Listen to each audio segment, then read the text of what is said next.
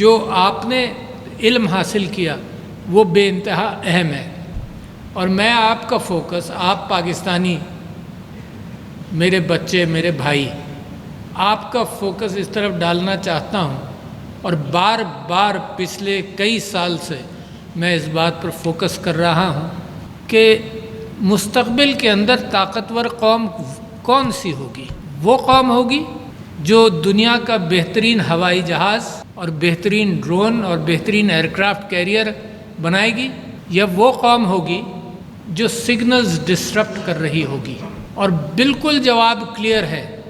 اور آپ سمجھ سکتے ہیں کوئی اور طبقہ آف اسٹوڈنٹس اس بات کو اتنی اہمیت نہیں دے سکتا، اتنا سمجھ نہیں سکتا کہ ایک ملٹری ایئرکرافٹ کو کوئی حکم ملے کہ کہیں جا کر بمباری کرو، اور اس کے سگنلز کو اگر آپ ڈسٹرپٹ کرنے کے قابل ہو جائیں تو ہم نے اپنے ملک کو بچا لیا،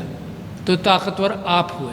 اور یہ بھی ڈسپروپورشنیٹ کیفیت ہے جس کا آپ کو علم ہونا چاہیے کہ ایک ایئرکرافٹ بنانے کی ڈیولپمنٹ کے اندر ارباں ڈالر لگتے ہیں، یا ایک ایئرکرافٹ کیریئر، اور ڈسرپٹ کرنے کے اعتبار سے بہت ہی آسان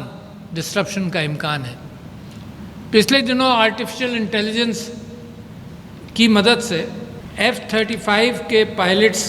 اور F-16 کے پائلٹس کا ایک سیمولیٹو ٹیکنالوجی کے ساتھ مقابلہ کیا گیا، AI پائلٹس کے ساتھ، اور الٹیمیٹلی ودن اے ایئر، یہ ڈارپا کے تحت، اور الٹیمیٹلی 1 سال کے اندر اس بات کا امکان ہو گیا کہ 5 پائلٹس جو ہیومن پائلٹس تھے ان کے مقابلے میں جو سیمولیٹڈ آرٹیفیشل انٹیلیجنس کا پائلٹ تھا اس نے ان کو ہرا دیا۔